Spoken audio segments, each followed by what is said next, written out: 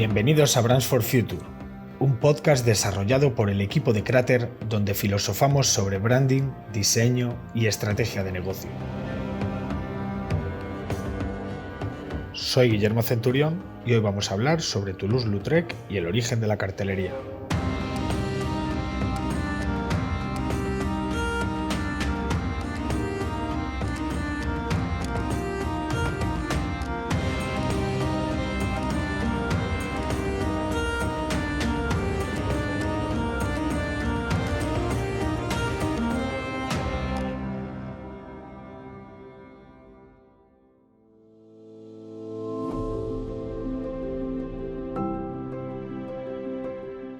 Aunque ya podamos encontrar cosas parecidas a carteles en culturas antiguas como la antigua Roma, no es hasta el año 1440, gracias a la invención de la imprenta por parte del célebre Gutenberg, cuando se dan las condiciones necesarias para comenzar a producir carteles de un modo más parecido al que conocemos hoy en día, es decir, a gran escala. Pero desde la invención de este fabuloso y sofisticado aparato, aún tardarían 37 años hasta que William Caxton, el primer impresor de Inglaterra, decidiera imprimir un cartel con finalidad publicitaria. Se trata de un cartel que exponía los beneficios de unas aguas termales y, a pesar de ser un cartel sumamente sencillo, que está compuesto únicamente por tipografía, pero supone un hito, no solo por ser el primero de la era moderna, sino por su carácter persuasivo y su difusión a gran escala. Poco después, concretamente en 1482, aparece en Francia el primer cartel que combina ilustración con tipografía. Este cartel lo firma Jean Dupré. Pero es durante la Revolución Industrial donde de verdad se comienza a desarrollar el cartel como una de las grandes herramientas de comunicación.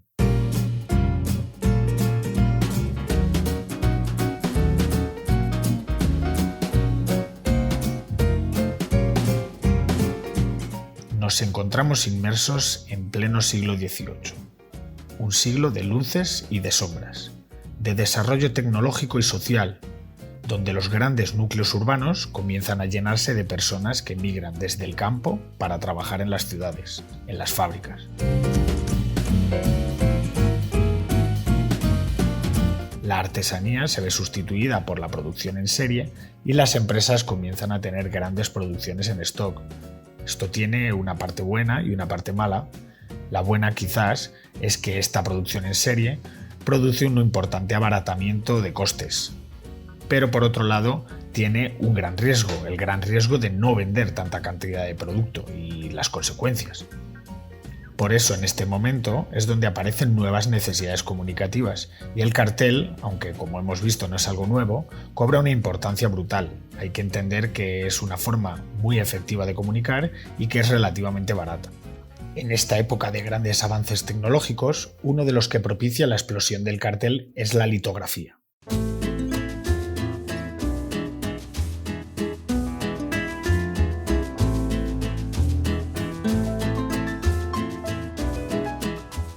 Esta técnica de impresión, en la que la imagen se crea sobre una piedra, y su funcionamiento se basa principalmente en la incompatibilidad de la grasa y el agua.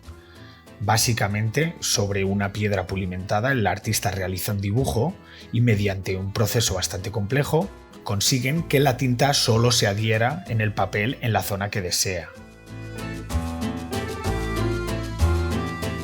Esta técnica de impresión fue muy utilizada para ilustrar libros y, por ejemplo, Goya tiene bastantes obras en las que utilizó litografía, muchas de ellas escenas taurinas. Antes de meternos de lleno en la vida de Toulouse-Lautrec, es necesario mencionar a Jules Chéret, considerado uno de los precursores de los carteles tal y como los conocemos hoy. Jules Chéret, que vivió casi 100 años, concretamente de 1836 a 1932, se hizo muy famoso por conseguir hacer litografía en varios colores y adquirió gran destreza en la manera de crear composiciones en las que destaca ese equilibrio perfecto entre ilustración y tipografía que caracteriza a los carteles de hoy. Sus aportaciones artísticas fueron una belleza idealizada y un estilo de vida alegre que expresaba mucha energía y mucho movimiento. Son sus famosas ilustraciones de mujeres. Chéret consiguió crear una rama nueva en el arte que aunaba la impresión con la promoción de productos y espectáculos, aportando este avance al desarrollo del comercio y de la industria. Es la primera vez que encontramos el uso del arte al servicio de los negocios, es decir, es el de los primeros ejemplos de publicidad. En este momento, lo que diferencia un cuadro de un cartel es básicamente su finalidad y su impresión en serie. De hecho, no podemos olvidar que quienes diseñaban estos carteles eran los propios artistas. Y aquí es donde introducimos a nuestro personaje del capítulo, el gran Henri de Toulouse-Lautrec.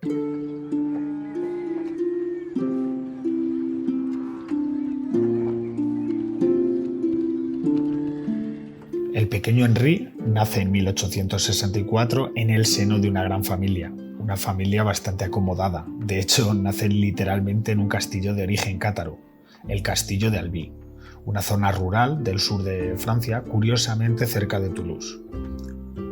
En estas familias de origen nobiliario solía ser frecuente emparentarse con familiares.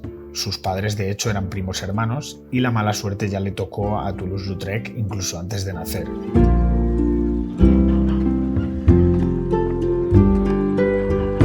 Fruto de la endogamia continuada tan común en la época, en este tipo de clases, el pequeño Henri nace con dificultades físicas. Un cuerpo frágil, pero una mente lúcida como pocas, y sobre todo un fuerte carácter y una tenacidad que le caracterizaría el resto de su vida.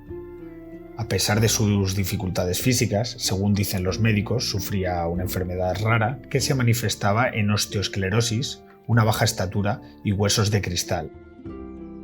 Durante su niñez se llegó a romper los 2 fémures en diferentes ocasiones, pero a pesar de todo fue un niño muy feliz, un niño alegre que afrontó su enfermedad con la mejor de las actitudes. Con 13 años pintó su primer cuadro, Artilleros a caballo.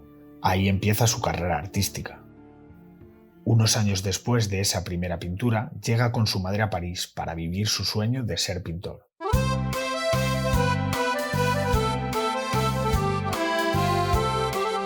En esta etapa de formación, llega a pasar por 3 maestros diferentes. Uno de ellos llegó a decir que no tendría ningún futuro en el mundo artístico.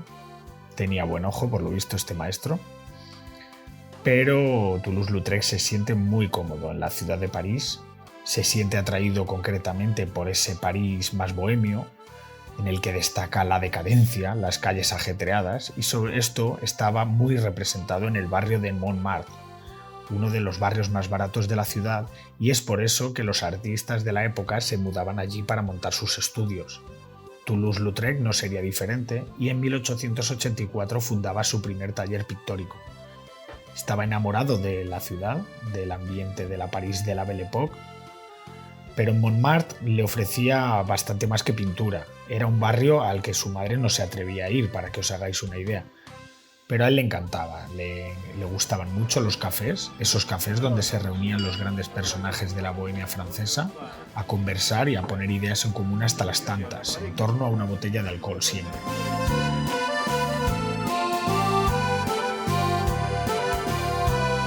En este ambiente de cultura, sobre todo rodeado de impresionistas, entre otros llega a conocer a Van Gogh, con quien entabla una relación de amistad, y ahí nos deja un retrato al holandés en el año 1887.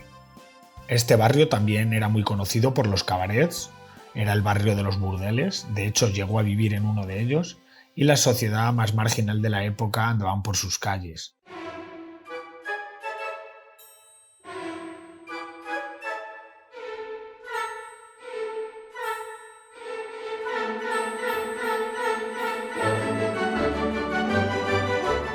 A Henri le gustaba mucho socializar con gente de lo más peculiar, gente extraña. La gente de la noche y sobre todo, pues era el motivo para reflejar en sus pinturas. Sus pinturas son un fiel reflejo de esa realidad. Toulouse-Lautrec rompe moldes cuando comienza a dibujar prostitutas, empieza a utilizarlas como modelos. Ahí tenemos a la Gran Goulet, a la glotona, que refleja en tantos carteles. En estas noches de cabarets y alcohol era común encontrar dibujos de Toulouse-Lautrec al finalizar la noche, al cerrar los locales, y los dueños empiezan a utilizar estos dibujos como reclamos. Y viendo la popularidad de los dibujos, la repercusión que tomaban, empezaron a pedírselos por encargo, y así Toulouse-Lautrec se empieza a crear una carrera. Un episodio importante en la vida del artista es cuando pinta el cartel de la tercera temporada del Moulin Rouge. El público quedó sorprendido, gratamente satisfecho con aquel diseño, y lo curioso es que hasta ese momento y desde la apertura del Moulin Rouge, Jules Chéret, el mismísimo padre de la cartelería que hemos citado antes, había sido el artista oficial del establecimiento, pero Toulouse-Lautrec a partir de entonces se ganó el favor del empresario del Moulin Rouge, que decidió prescindir de los servicios de Jules para darle todo el resto de trabajos a Toulouse-Lautrec.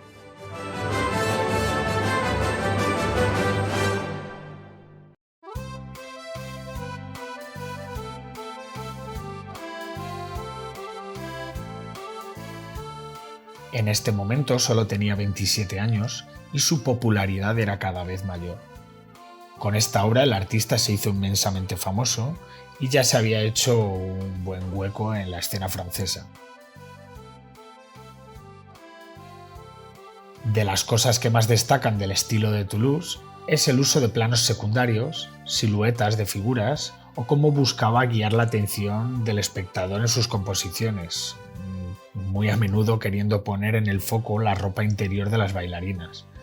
Lo vemos en numerosos carteles, en el que hemos dicho antes del Moulin Rouge de la Gaule, que tiene como protagonista la glotona, pero entre su obra hay infinidad de carteles, como por ejemplo el diván japonés para anunciar el café chantant, el café cantante, que también era conocido en la época como el diván japonés.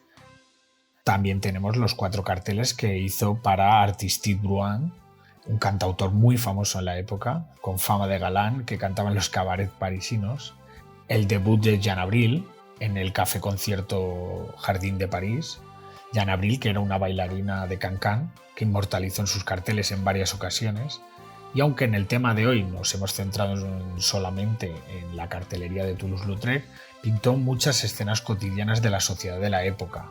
Por poner un ejemplo, prostitutas descansando en sus zonas de acomodo y pues esa intención de reflejar el aspecto más decadente, la fealdad, como algo a destacar. Como dato decir que llegó a viajar a Londres y conoció a Oscar Wilde, a quien retrató, pero bueno, su auge ya había llegado y era el momento de la decadencia caracterizada por el alcohol, mucho alcohol.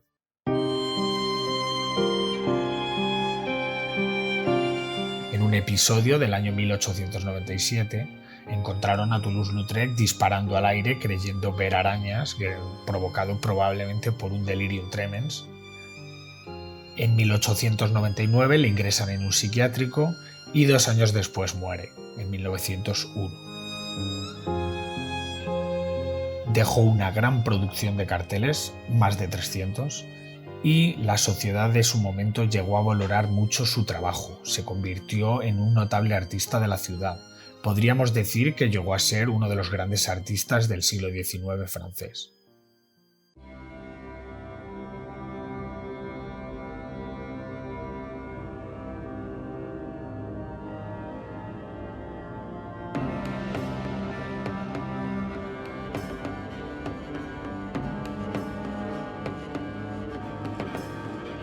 Antes de despedirme, quería agradecerte que hayas escuchado el programa completo. Si te ha parecido entretenido y disfrutas con nuestro contenido, te invito a que te suscribas y sobre todo nos cuentes qué te ha parecido. Puedes encontrarnos en Twitter y Facebook con el usuario Somos Cráter. Te esperamos en el próximo episodio. Un saludo.